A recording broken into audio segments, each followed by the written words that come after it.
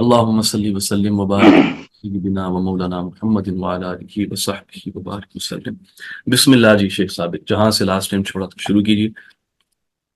مرفوع موقوف۔ بسم الله الرحمن الرحيم. أو ينتهي غاية الإسناد إلى الصحابي كذلك، أي مثل ما تقدم في كون اللفظ يقتضي التصريح بأن المنقول هو من قول الصحابي أو من فعله أو من تقريره، ولا يجزئ فيه جميع ما تقدم، بل معظمه والتشبيه لا تشترط فيه المساواة من كل جهة.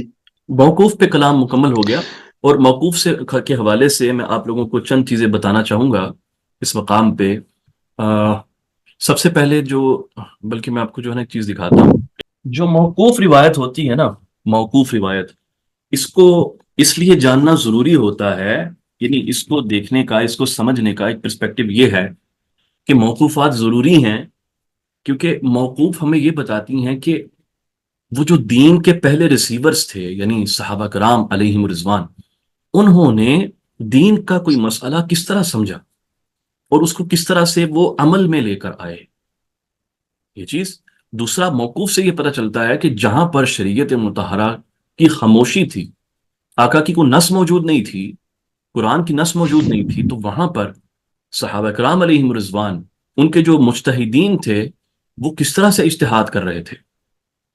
تو اس کے اندر ایک امت کا تسلسل بھی پتہ چلتا ہے، اور یہی معاملہ پھر مقطوع کے اندر بھی آتا ہے، مقطوع کے اندر بھی کہ وہاں پر بھی آپ کو جا کر یہ ساری چیزیں کہ تابعین نے کس کس چیز کے اوپر عمل کیا، اس سے یہ پتہ چلتا ہے کہ وہ کون سی روایتیں ہیں کہ جن کو، یعنی جس کے اوپر عمل نہیں کیا، کمیونٹی نے ان کو چھوڑ دیا، کسی وجہ سے چھوڑا نا، اور وہ کون سی روایتیں ہیں کہ جس کے اوپر کمیونٹی عمل کرتی آئی ہے۔ اس حوالے سے جو اہم کتابیں صحابہ کرام کے اقوال اور ان کے فتاوی اور تابعین کے اقوال ان کے فتاوی، اس حوالے سے جو سب سے اہم کتاب ہے جس کو آپ کبھی بھی اگنور نہیں کریں گے، اور وہ ہے المصنف ابن ابی شیبہ کی۔ ابن ابی شیبہ کی جو المصنف ہے، وہ بھی یہ ہے کہ اس کے اندر جو مذاہب ہے نا، اسپیشلی اہل کوفہ کے، وہ بڑے کھل کے بیان ہوئے ہیں، ائمہ اہل کوفہ کے۔ تو اس سے آپ نے جو ہے نا ہمیشہ ہر باب میں آپ نے کنسلٹ کرنا ہے، اسپیشلی جب آپ فقہ سے متعلق آپ جب جائیں گے نا، چیزوں کو دیکھیں گے، تو آپ جب اس کے ابواب پڑھیں گے اور اس کے جو احادیث پڑھیں گے، تو آپ کا ذہن بڑا کھلے گا، آپ کو پتہ چلے گا کہ کس کس طریقے سے چیزوں کو پریکٹس کیا جا رہا تھا۔ اور ان کی خوبی یہ ہے کہ یہ وہ کتابیں ہیں جو بخاری مسلم سے پہلے لکھی گئی ہیں، اس سے پہلے لکھی گئی ہیں۔ سو ٹیل یو کہ اس سے پہلے ٹریڈیشن کیا تھا۔ دوسری کتاب اس باب میں جو ہے وہ المصنف ہے عبدالرزاق کی، امام عبدالرزاق کی، فائن۔ اور اس کا بھی تقریباً یہی حال ہے کہ یہ بھی آپ کو صحابہ کرام کے جو فتاوی ہیں اور تابعین کے جو فتاوی ہیں، اس کے اوپر اس کا زیادہ فوکس رہتا ہے۔ اس کے اندر مرفوعات کی جو تعداد ہے وہ کم ہوتی ہے، تو کوئی فقیہ جو ہے وہ اس سے جان نہیں چھڑا سکتا اپنی۔ You have to have these books in front of you. اس کے ساتھ ساتھ جو موطا امام مالک ہے، اس کا بھی یہی معاملہ ہے۔ موطا امام مالک آپ کو عمل اہل مدینہ سے متعلق بتاتی ہے کیا تھا، صحابہ کے فتاوی سے متعلق بتاتی ہے، تابعین کے فتاوی سے متعلق آپ کو بتاتی ہے کیا تھا، پھر مالک کے اپنی اوپینینز کیا تھیں۔ تو وہ ایک زندہ ٹریڈیشن ہے جو ان کتابوں میں کیپچر ہوتا ہے۔ ارلی بکس ہیں، تو ارلی بکس کا زیادہ جو رنگ تھا وہ یہی تھا کہ وہ صرف مرفوعات پہ رلائے نہیں کرتے تھے، بلکہ وہ پورے ٹریڈیشن کو نقل کیا کرتے تھے کسی مسئلے کے اوپر کہ کس طرح سے چیزیں ہو رہی ہیں۔ پھر اس کے بعد اور ایسی کچھ کتابیں ہیں جس کے اندر سب سے بڑا نام میں لوں گا ابن عبد البر کا، ایک تو ان کے تمہید بھی ہے، اور دوسری جو ان کے الاستذکار ہے وہ بھی ہے ہمارے پاس، التمہید جو شرح ہے موطا کی۔ اوکے، اس کے اندر بھی انہوں نے بہت سی ایسی کتابوں سے جمع کیا ہے احادیث کو، جو کہ اب ہمارے پاس وہ موجود نہیں، اور سبحان اللہ یہ بعض سند نقل کرتے ہیں چیزوں کو، بعض سند، تو اس سے بھی بہت سے صحابہ کے فتاوی وغیرہ آپ کو ایک جمع جو ہے نا وہ مل جاتے ہیں، ایک جگہ مل جاتے ہیں۔ پھر اسی سے جو ملتی جلتی کتاب ہے وہ ہے المحلہ ابن حزم، المحلہ ان کا بھی یہی معاملہ ہے۔ کوئی بھی معاملہ ڈسکس کرتے ہیں، کوئی ایشو لے کر آتے ہیں، تو اس کے اوپر نہ صرف یہ کہ مرفوع مرویات پر رلائے کرتے ہیں، بلکہ صحابہ کے فتاوی اور بعد کے جو معاملات ہیں، جو موقوفات اور مقطوعات ہیں، وہ تک ڈسکس کرتے ہیں۔ وہ تک ڈسکس کرتے ہیں، اور یہ بہت امپورٹنٹ سورس ہے۔ ابن حزم کے پاس کچھ ایسی بکس تھیں، امپورٹنٹ بکس تھیں، جو ہم تک نہیں پہنچ سکیں، اور اس سے وہ چیزوں کو نقل کر رہے تھے۔ نہ صرف یہ، بلکہ یہ بھی کہ ابن حزم کے پاس امام نسائی کی متصل سند تھی، نسائی کی متصل سند تھی، اور وہ جو سنن کے جو روایت کرتے تھے، سنن روایت کرتے تھے، وہ بہت سی ایسی احادیث ہیں جو انہوں نے امام نسائی کی سند سے بیان کی ہیں، جو کہ سنن کی سند تھی۔ محلہ میں وہ روایتیں ملتی ہیں، جو پبلشڈ ہمارے پاس سنن ہے اس کے اندر وہ موجود نہیں ہے وہ روایتیں۔ تو یہ آپ کو کچھ ایڈیشنل انفارمیشن یہاں مل جاتی ہے اس طرح کی کتابوں سے، جو ابن حزم کی جو محلہ ہے۔ اگلا سوال کی جو امام شافعی کی جو کتاب الام ہے، یقینی طور پہ وہ بھی اس کے اندر شامل ہے، امام شافعی رحمۃ اللہ علیہ کی جو کتاب الام۔ تو ارلی آئمہ میں آپ جب یہ دیکھتے ہیں نا، یعنی زیادہ تر جو لکھنے والے لوگ تھے وہ اسی طرح سے چیزوں کو لکھ رہے تھے۔ اب اسی طرح کتاب الآثار دیکھیے گا، جو محمد کی ہے، ابو یوسف کی ہے، اور جو دیگر کتابیں ہیں، اس کے اندر آپ کو اہل کوفہ، اسپیشلی جو اہل کوفہ کے جو آئمہ ہیں، ان کے مذاہب کا تذکرہ آپ کو ملتا ہے، ان کے مذاہب کا تذکرہ ملتا ہے کہ وہ کیا ہے۔ پھر ہمارے زمانے میں جو ہے یہ کتاب ماشاءاللہ یہ پبلش ہوئی ہے، محمد العنانی کی کتاب ہے الجامع الصحیح لآثار الصحابہ، الجامع صحیح لآثار الصحابہ، اور یہ کتاب تقریباً کہہ لیں کہ 8 یا 10 جلدوں میں یہ کتاب ہے۔ یہ صرف صحابہ کے آثار اس کے اندر جمع ہیں، جو اس کے محقق کے مطابق جو سند صحیح سے جو ہیں، جو مروی ہیں، سند صحیح سے مروی ہے۔ تو یہ ایک بہت عام علم ہے، کوئی ایسی کتاب نہیں ہے، چاہے وہ صحیح مسلم ہو، بخاری ہو، ترمذی، کوئی بھی حدیثی کتاب آپ کو نہیں ملے گی الا ماشاء اللہ کہ جس کے اندر آپ کو صحابہ کے اقوال موقوفات نہ ملیں گے۔ میں نے صرف ان کتابوں کا تذکرہ کیا ہے جہاں پر یہ آپ کو بڑی تعداد میں مل جاتے ہیں، ٹھیک ہے۔ تو موقوف جو مرویات ہوتی ہیں، ان کو الگ کرنا مرفوع سے ضروری ہے، اور موقوف کی افادیت کے بارے میں اس کو کیوں دیکھنا ضروری ہوتا ہے، بہت سے فتاوی وغیرہ ہوتے ہیں وہ اس سے ہمیں پتہ چلتے ہیں، وہ کیوں جاننا ضروری ہے وہ بھی فقیر نے ذکر کر دیا، ٹھیک ہے۔ جاری رکھیں گے، بسم اللہ الصحابی۔ لما كان هذا المختصر شاملا لجميع أنواع علوم الحديث استردت منه إلى تعريف الصحابي من هو، فقلت وهو من لقي النبي صلى الله عليه وآله وسلم مؤمنا به ومات على الإسلام ولو تخللت ردة في الأصح، والمراد باللقاء ما هو أعم بالمجالسة والمماشات ووصول أحدهما إلى الآخر وإن لم يكالمه ويدخل فيه رؤية أحدهما الآخر سواء كان ذلك بنفسه أم بغيره۔ بس یہاں روک لیں۔ اب یہ صحابی کی تعریف کا مسئلہ اس مقام پر جو ہے نا وہ شروع ہو رہا ہے۔ سب سے پہلے تو آپ نے یہ سمجھنا ہے کہ ائمہ اہل سنت نے جب صحابی کی تعریف کی ہے تو وہ قرآن سے اس کی کوئی موافقت نہیں ہے، سنت سے اس کی کوئی موافقت نہیں ہے، یہ ان کی ایک اپنی بنائی ہوئی تعریف ہے کہ انہوں نے امبریلا کریٹ کر دی کہ ہم اس شخص کو صحابی کہیں گے، فائن۔ اور یہ جو صحابی کی جو تعریف بیان کی گئی، اس کی ایک بہت بڑی وجہ یہ تھی کہ ان کو حدیث کے اندر سمپلیفیکیشن چاہیے تھی۔ مثلا رجال کو جمع کرنے کا جو کام ہے یہ اصلاً شروع ہوا ہے شعبہ کے ساتھ۔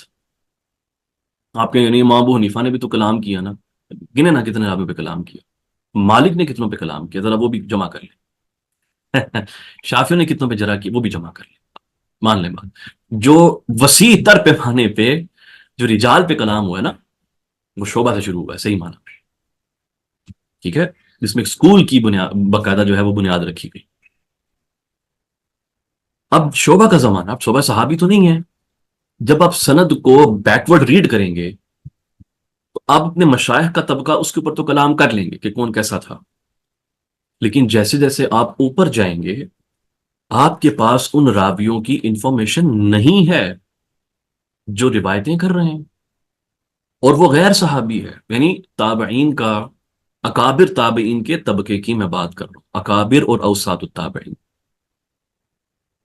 اور پھر اس سے اوپر جائیں گے تو صحابہ کی اکثریت سے متعلق تو آپ کو ان کے نام بھی نہیں پتا، اکثریت کے آپ ذرا پرسنٹیج نکالیں نا، ذرا کتنوں کے نام آپ کو آتے ہیں، ان میں سے وہ کتنے ہیں کہ جنہوں نے احادیث کو بیان کیا، اور بہت سے صحابہ کی صحابیت اس طرح ثابت ہوتی ہے کہ کسی سند سے کوئی حدیث آ جاتی ہے، اس میں وہ شخص کا نام ہوتا ہے تو ہم لکھ دیتے ہیں کہ یہ بھی صحابی ہے. اس طرح صحابیت یو کین سے 90% صحابہ کی ثابت ہوتی ہے. آپ کو میری بات سمجھ آ رہی ہے جو میں بات کر رہا ہوں؟ اور اس حوالے سے میں بھی بڑا لکی ہوں کہ اللہ تعالیٰ نے توفیق دی ہے کہ یہ باتیں ہم کھل کے کر رہے ہیں. آپ بھی اپنے آپ کو بڑا لکی سمجھیں کہ آپ کو ہر بندہ باتیں نہیں بتا سکتا. اب کھل کے بات سنیں کہ آپ کے پاس اس کے، اب الاصابہ پڑھ کے دیکھیں، الاصابہ پڑھ کے دیکھیں کیا لکھا اس میں. اکثر صحابہ کی صحابیت فقط اس سے ثابت ہوتی ہے کہ کوئی ایک سند ہوتی ہے، ایک سند ہوتی ہے، اس میں اس کا بندے کا نام آ رہا ہوتا ہے جو کہہ رہا ہوتا ہے قال رسول اللہ صلی اللہ علیہ وآلہ وسلم. جسٹ بیکاز اس کا نام ہے اس کو اٹھا کے آپ صحابہ میں مینشن کر دیتے ہیں. اس کے اوپر پرنسپلز بھی ہیں جو بعد والے بھول گئے، ابن صلاح نے لکھے ہیں، بعد والے بھول گئے. میں اس پہ بات کرتا ہوں میں ابھی وہ کیا ہے. تو اب اس مقام پہ مسئلہ یہ پیدا ہو گیا کہ کرنا کیوں ضروری تھا. آپ کے پاس اکابر تابعین کی انفارمیشن نہیں ہے، آپ کے پاس اکثر صحابہ کی انفارمیشن نہیں ہے، تو آپ نے پہلا قاعدہ یہ لگایا الصحابۃ کلہم عدول، تاکہ کوئی آدمی کسی صحابی کی عدالت سے متعلق یہ سوال نہ کرے کہ یار اس کی ثقافت کیا ہے. تو آپ نے بیسیکلی یہ سمپلیفائی کیا ہے سچویشن کو، محدثین نے سمپلیفائی یعنی آسان کیا گیا ہے معاملہ. گل سمجھ آ رہی ہے؟ انہوں نے اس لیے سمپلیفائی کیا کہ کوئی آدمی اگر پوچھے گا کہ بھائی ٹھیک ہے یہ فلاں صحابی تو ہے لیکن ہمیں کیسے پتا کہ یہ بندہ سچ بول رہا ہے،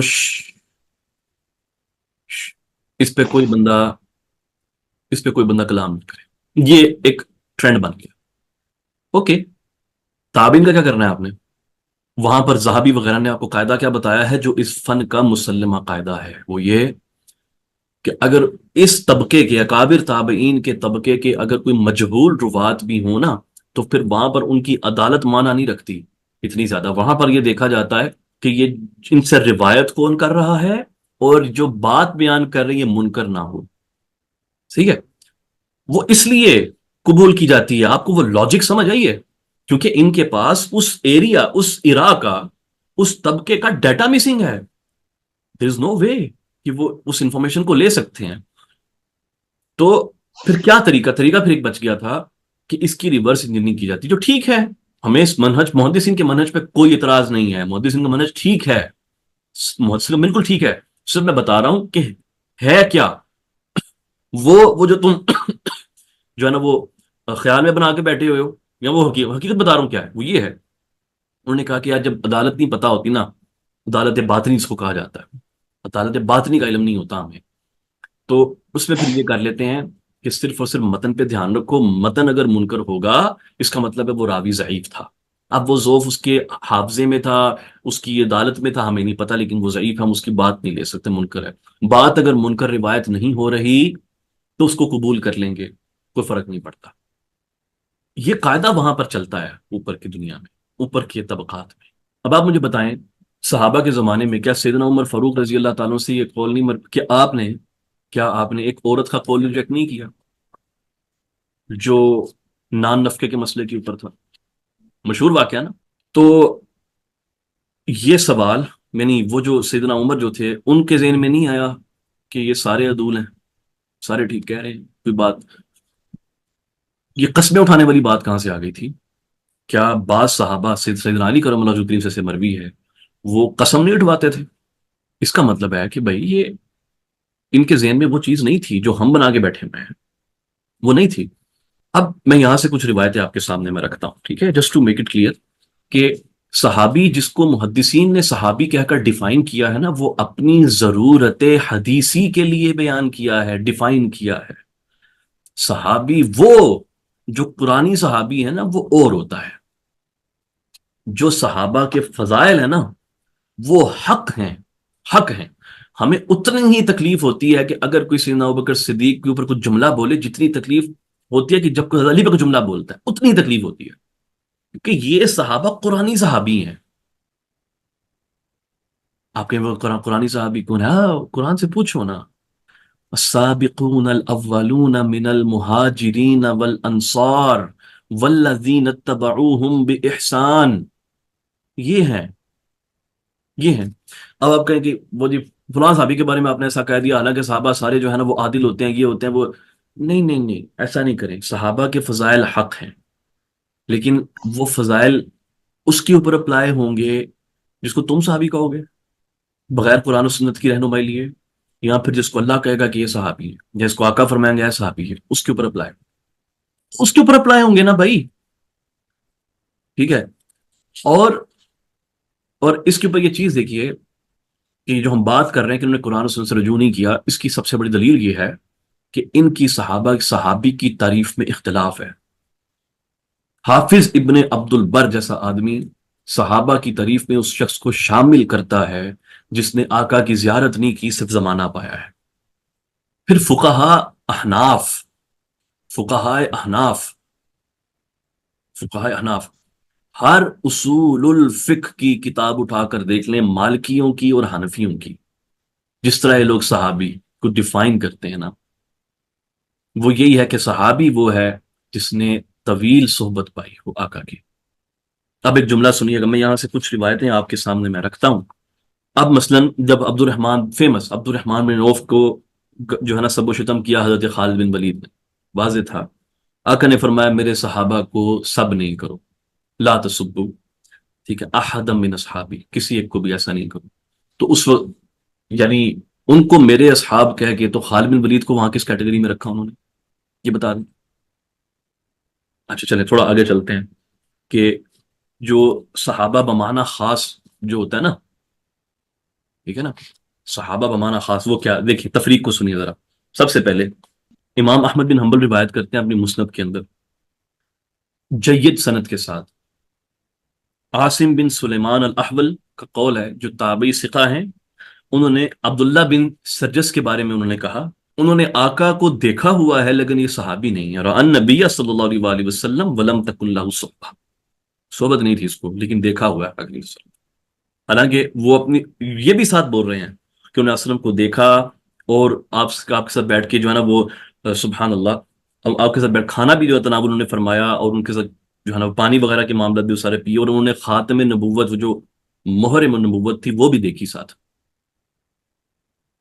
اور اس کے ساتھ ساتھ یہ جو راوی ہیں یعنی عاصم بن سلیمان ہے، یہ اس سے یعنی کہ جو ہماری تعریف کے مطابق صحابی بنتا ہے، اس سے بعض حدیثیں بھی نقل کرتے ہیں نبی صلی اللہ علیہ وسلم. ایٹ دا سیم ٹائم وہ یہ ڈکلیئر کر رہے ہیں کہ آقا کی زیارت کی ہے لیکن صحابی نہیں ہے.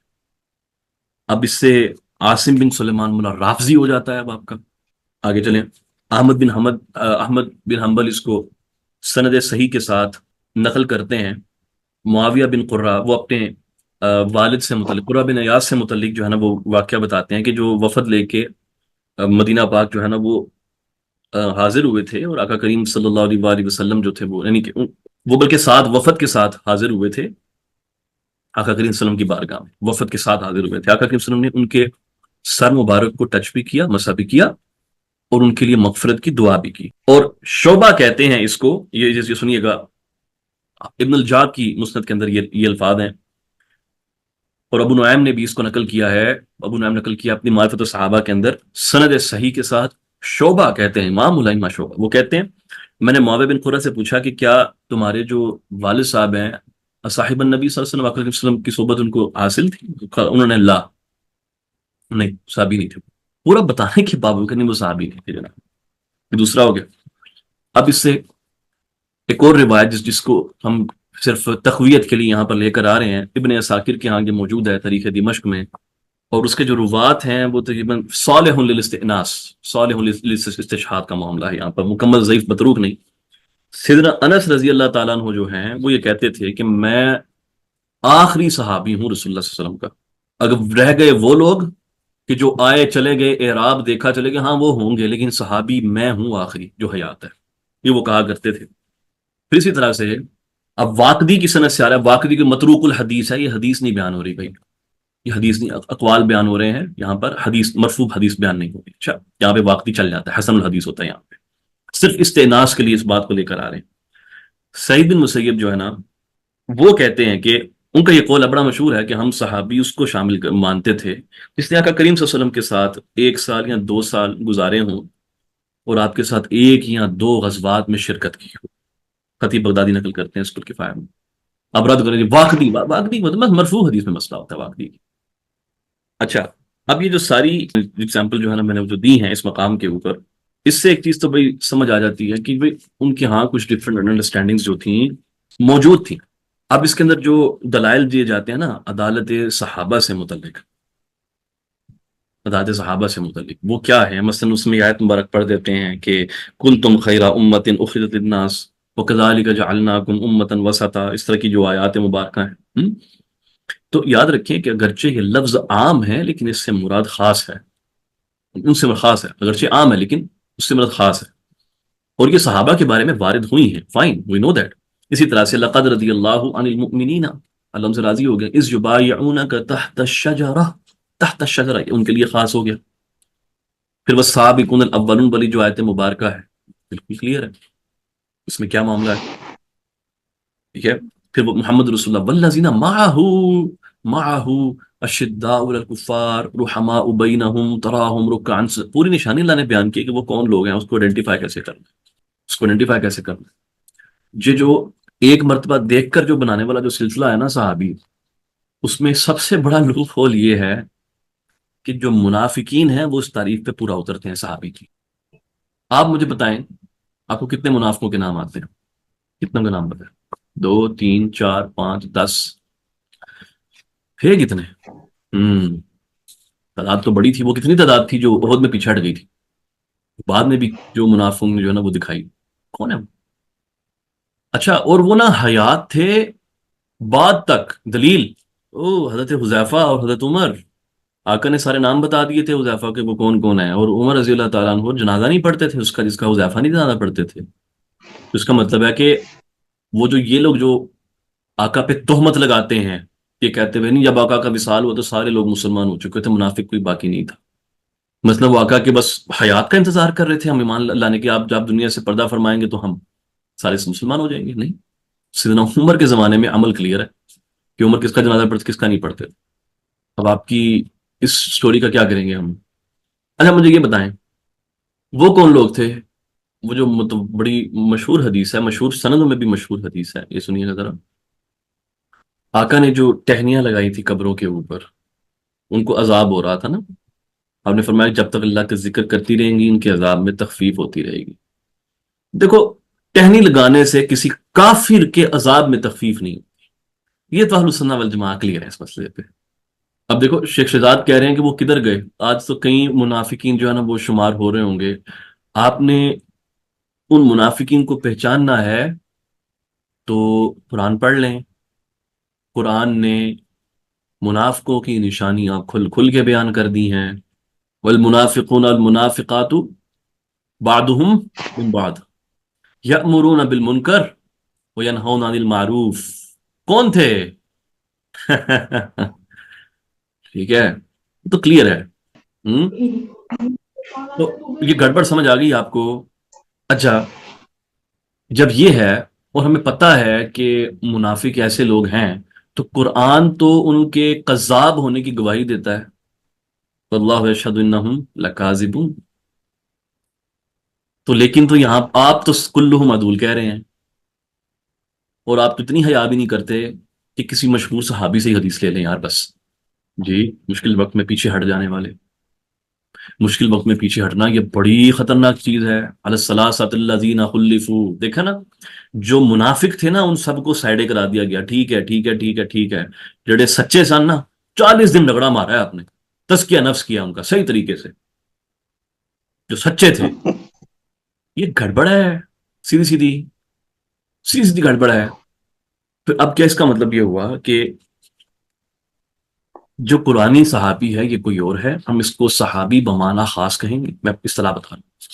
ایک محدثین والا صحابی، اس کے اندر وہ خاص والے بھی سارے شامل ہو جاتے ہیں اور باقی والے بھی سارے شامل ہو جاتے ہیں. یہ اور ہے، محدثین نے اپنی روایت حدیث کی ضرورت کے تحت یہ قاعدہ بنایا الصحابۃ کلہم عدول. اور صحابی کون ہوگا؟ وہ یہ ہوگا جس کو انہوں نے ڈیفائن کر دیا کہ بھائی جس کے اندر یہ صفات پائی جاتی ہیں. آپ کو یہ مسئلہ یہاں سے گڑبڑ والا سمجھ آیا کہ ان کی کیا مجبوری تھی؟ وہ جو الصحابۃ کلہم عدول جو چلا وہ کرتے کرتے عقیدے کی کتابوں میں آ گیا. عقیدے کی کتابوں میں آ گیا بھائی. اب میں یہاں جس کتاب سے پڑھ رہا ہوں نا، یہ ہے ظفر الامانی، عبد الحی لکھنوی، اور یہ آپ کی آخری کتابوں میں سے، اس کتاب کے 4 مہینے کے بعد آپ کا انتقال ہو گیا تھا، 4 مہینے کے بعد۔ ہم؟ اس کے اندر انہوں نے، میں اس لیے کوٹ کر رہا ہوں، میں ڈر کتاب سے بھی آپ کو کوٹ کر سکتا ہوں، اس لیے کوٹ کر رہا ہوں تاکہ 2 3 لوگ کٹھے ہی کوٹ ہو جائیں بیچ میں۔ اوکے، وہ کوٹ کرتے ہیں شاہ ولی اللہ دہلوی کو، نوٹ وہ کوٹ کر رہے ہیں بلکہ شاہ عبد العزیز دہلوی کو تحفہ اثنا عشریہ کے اندر، اور اس کے بعد افادات کے اوپر مینشن کرتے ہوئے کہتے ہیں کہ یہ جو انما تقرر فی عقائد اہل سنت ان الصحابۃ کلہم عدول، یہ جو عقائد رسول میں جو بات آ گئی ہے نا، کہتے ہیں قد تقرر ذکرہ غیر مرہ، اس کا کئی مرتبہ ذکر آتا ہے وغیرہ، تو کہتے ہیں اس کے اوپر جو ہے بہت بحث اور تفتیش جو ہے نا میرے والد صاحب کے ساتھ ہوئی، ان معانا حضرت الوالد المرحوم، والد مرحوم جو تھے وہ بھی ساتھ تھے، شاہ ولی اللہ صاحب۔ تو آگے فرماتے ہیں فتنقح بعد البحث، تو اس مقام پہ پھر ہم نتیجے پہ پہنچے یہ کہ ان المراد بالعدالتی فی هذه الجملہ، اس جملے میں عدالت سے مراد لیس معناها المتعارف، عدالت کا عام معنی مراد نہیں ہوتا اس سے، بل المراد العدالت فی روایت الحدیث لا غیر اس سے مراد صرف روایت حدیث میں عدالت ہے، اس کے سوا نہیں، دیگر معاملات میں نہیں۔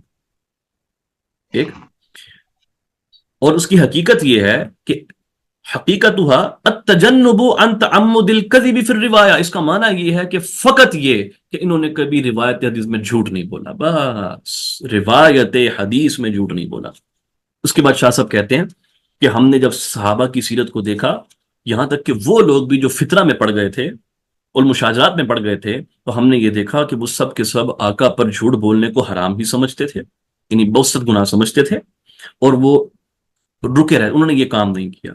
اور فرماتے ہیں کہ اس کے پر دلیل یہ ہے، دلیل علی ذالک ان هذه العقیدہ، یہ جو عقیدہ ہے نا، یہ جو بنا لا یوجد منها اثر فی کتب العقائد القدیمہ، عقائد کی جو قدیم کتاب ہے اس میں یہ کوئی جملہ ہی نہیں ملتا، اس سے کہ ڈسکشن ہی نہیں ملتی، کلو مدول والی، ولا کتب الکلام، وانما ذکرها المحدثون فی اصول الحدیث، محدثین اس کو اصول حدیث میں نقل کیا ہے، فی بیان تعدیل طبقات الروات، تعدیل طبقات روات کو بیان کرتے ہوئے، وانما نقلوا هذه العقیدۃ من تلك الكتب فی کتب العقائد، اور یہاں سے اصول حدیث کی بحث کو اٹھا کر انہوں نے عقیدے کی حصہ بنا دیا پکڑ کے۔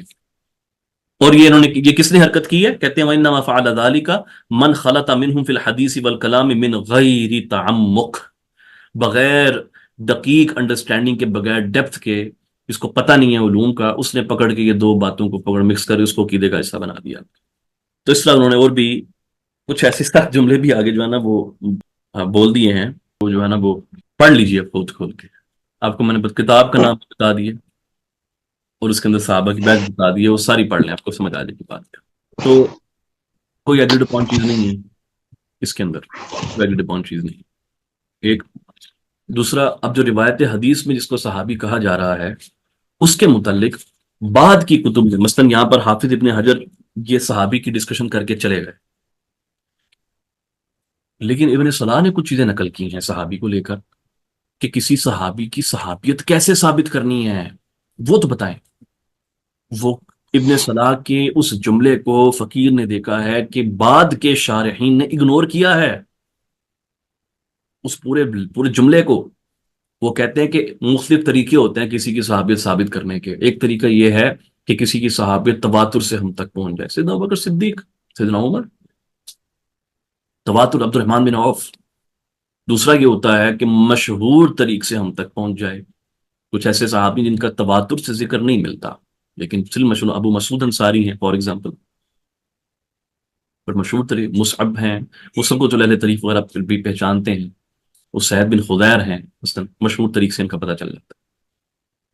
پھر بعض ایسے جو ہوتے ہیں کہ وہ جو یہ کہے نا کہ میں صحابی ہوں، جو یہ کہے کہ میں صحابی ہوں، اس کے یہ جملہ بولنے سے پہلے لازم ہے کہ اس کی عدالت ثابت ہو۔ یہ نہیں کہ کسی نے کہہ دیا کہ سمیت رسول اللہ صلی اللہ علیہ وسلم یقول قال رسول اللہ، آپ نے کہا ہاں صحابی، چکر نہیں ہے برا، پہلے ثابت ہو کہ یہ بندہ واقعی عادل ہے۔ وہ کیسے ثابت ہوگا؟ ایک ہی طریقہ ہے، آپ یہ دیکھیں گے کہ اس سے روایت کرنے والے کون ہیں، وہ بتائیں گے. اگر تو مجاہیل ہیں روایت کرنے والے اور بندہ کہہ رہا ہے سمیعت رسول اللہ صلی اللہ علیہ وسلم یقول، ثابت نہیں ہوتی اس مسئلے پہ، صحابیت ثابت نہیں ہوتی بھائی. اچھا، آپ کو میں ایک بڑے مزے کی بات بتاتا ہوں. وہ جو ائمہ کا قول ہے نا کہ لا یصح فیہ شیء، اس کے باب اس کے مناقب میں کچھ بھی صحیح نہیں ہے، اور آپ وہ ترمذی کی جو حدیثیں لے کر آتے ہیں نا، ہادی مہدی والی ترمذی کی جو حدیثیں لے کر آتے ہیں، اس اس پوائنٹ پر کسی اللہ کے بندے کا دھیان ہی نہیں جا رہا. اس کی اصل علت یہ ہے کہ جو کہہ رہا ہے نا کہ میں نے سنا ہے، اس کی صحابیت ثابت نہیں ہوتی، ایون محدثین کے طریق پہ جو اصل طریقہ ہے. تو مسئلہ وہاں ہے، آپ نیچے سند پہ لڑ رہے ہیں، رجال ثقات رجا اوپر صحابی، نیچے رجال ثقات، نیچے رجال ثقات. دماغ خراب ہے. اب یہ سنیے گا جملہ جو ابن صلاح کا ہے. کہتے ہیں کہ سم ٹائم صحابی کوئی دعویٰ کرتا ہے، صحابی وہ کیسے ہوگا کہ تارتن یعرف بالتواتر، تواتر سے پتہ چلتا ہے، بتارتن بالاستفاضہ یعنی مشہور استفاضہ سے، القاصرۃ عن التواتر جو تواتر نہیں ہوتا، وتارتن بان یروى عن احاد الصحابہ انہ صحابی، کبھی ایسا ہوتا ہے کہ کسی ایک صحابی بتاتا ہے کہ یار یہ فلاں صحابی میں سے ہے، صحابیت میں سے ایک، یعنی کہ ایک کنفرم صحابی بتا دے کہ فلاں صحابی میں سے. گڈ. وتارتم بقولہ واخبارہ عن نفسہ، اور کبھی ایسا ہوتا ہے وہ اپنے بارے میں بتاتا ہے، اپنے بارے میں، لیکن آگے جملہ لکھا ہوا ہے بعد ثبوت عدالتہ بانہ صحابی، اس کی عدالت کے ثابت ہو جانے کے بعد وہ یہ کہے کہ میں صحابی. میں چند ایک اور آپ کے سامنے چیزیں جو ہے نا وہ پڑھ دیتا ہوں. مثلا امام ابو بکر السیرفی 330 ہجری میں ان کا وصال ہے، شافعی فقیہ ائمہ میں سے، بڑے شافعی علماء میں ان کا شمار کیا جاتا ہے. ان کی کتاب ہے دلائل الاعلام، جو انہوں نے امام شافعی کے رسالہ کی شرح میں لکھا ہے. اس میں وہ فرماتے ہیں کہ اگر کوئی یہ دعویٰ کرے کہ کوئی شخص رجل انہ صاحب النبی صلی اللہ علیہ وآلہ وسلم، کہ اس نے آقا کریم صلی اللہ علیہ وسلم کی صحبت پائی ہے، وہو ممن لا یعرف، ٹھیک ہے نا، وہ ایسا آدمی ہے کہ جو نون نہیں ہے، جس کے بارے پتہ نہیں بندہ کون ہے، لم يقبل منہ حتی تعلم عدالتہ، ہم اس کی بات قبول نہیں کریں گے یہاں تک کہ کنفرم نہ ہو جائے، کنفرم نہ ہو جائے کہ وہ عادل ہے. اگر اس کی عدالت کنفرم ہو گئی تو پھر وہ جو کہے گا کہ اس نے آقا کریم صلی اللہ علیہ وسلم کو حدیث کو سنا ہے، ہم یہ بھی دیکھیں گے کہ اس کا امکان بھی ہے کہ نہیں کہ اس نے سنا ہوگا، امکان بھی ہے کہ نہیں. اگر وہ نہیں ہے تو پھر کوئی بات کی تو کی نہیں بنتی جو اس نے بات کی ہے. جی ٹھیک ہے، یہ بات سمجھ آ گئی. چند ایک کوشچنز آ رہے ہیں. ابن عبد البر نے صحابی نہیں کہا، باقی دوست سے سنو. نہیں، ابن عبد البر نے نا، ابن عبد البر نے صحابی مانا ہے ہر اس شخص کو، یعنی اس ڈیفینیشن میں انکلوڈ کیا ہے جس نے آقا کا زمانہ پایا ہے، رویت شرط نہیں لگئی. اب سوال یہ پیدا ہو گیا، بڑا اہم سوال. Sheikh Shahzad your questions are really good. اگر کوئی تابعی کہہ دے کہ میرا شیخ صحابی ہے مگر اور کوئی ثبوت نہ ہو، تو اس تابعی کے علاوہ کوئی اس سے روایت کرنے والا نہ ہو، وہ نہایت کل روایہ ہو، تو ایسا شخص بھی صحابی نہیں ہوگا اگرچہ تابعی ثقہ ہے، کیونکہ جس کے مطلب ثابت کا دعویٰ بیان کر رہا ہے مجھول قرار پاتا ہے اس طرح سے. یار پہلے تو وہ جو مجہول کی جو ڈسکشن ہے نا کہ جس سے ایک روایت کرے گا تو وہ مجہول ہوگا، اس کو نا جیسے کینسل کر دو، نکال دو یہاں سے، بالکل نکال دو. جس سے ایک روایت کرے گا وہ مجہول ہوگا، نو، ایسا نہیں ہے. ٹھیک ہے، لیکن جو باقی آپ نے بات کی بالکل ٹھیک ہے، باقی بات ٹھیک ہے. اور وجہ یہ ہے کہ جو آدمی دعویٰ کر رہا ہے نا، اٹ از پاسبل اس کو بھی وہم ہوا اس دعوے کے اندر. اوکے، اور یہ صورتحال وہیں اس سند کے اندر جا کے نظر آتی ہے، یہ مسئلہ ہے اس کے اندر. اب میں ایک اور مقام پڑھتا ہوں، حافظ ابن القطان الفاسی. کس کا پتہ ہے حافظ ابن القطان الفاسی کا کیا کنٹریبیوشن ہے؟ ابن القطان الفاسی کی، حافظ ابن القطان الفاسی کیا کنٹریبیوشن ہے اس آدمی کی؟ چلیں ایک شارٹ کر کے بتا. حافظ مغرب، بس بات ختم کر دی. حافظ مغرب دو لوگ صحیح معنی میں، کیونکہ آپ کہہ سکتے ہیں حافظ ابن عبد البر اور حافظ ابن القطان القاسی فاسی جو ہے، یہ ان کی جو کتاب ہے بیان الوہم والایہام، 5-6 جلدوں کے ذریعے کتاب، حافظ ابن القطان الفاسی. اس کے اندر انہوں نے یہ بحث کی ہے ایک مقام پہ. آپ کہیں گے بخاری مغرب ابن عبد البر، میں کہوں گا کہ نہیں، ابن عبد البر کو کوئی ایسا ٹائٹل نہیں دینا. ابن عبد البر خود ایک ٹائٹل ہے، ابن عبد البر خود ایک ٹائٹل ہے، اس کو نہیں کمپیئر کرنا کسی کے ساتھ.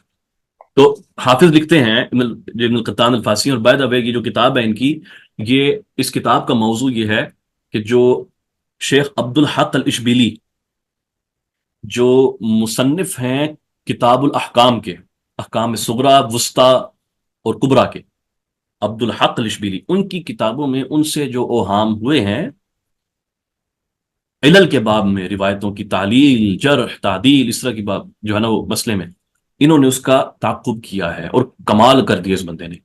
اس کتاب کے اوپر سیدی ابراہیم بن الصدیق الغماری رحمۃ اللہ علیہ کی، جو حافظ غماری کے بھائی ہیں، ان کا جو ہے تھیسز ہے اس کتاب پہ، وہ پڑھنے والا ہے، اس کا جو ہے نا پہلا والوم اسپیشلی بہت پڑھنے والا ہے، جو مغربی علم سے متعلق ہے، جو مغرب کے جو علماء گزرے ہیں۔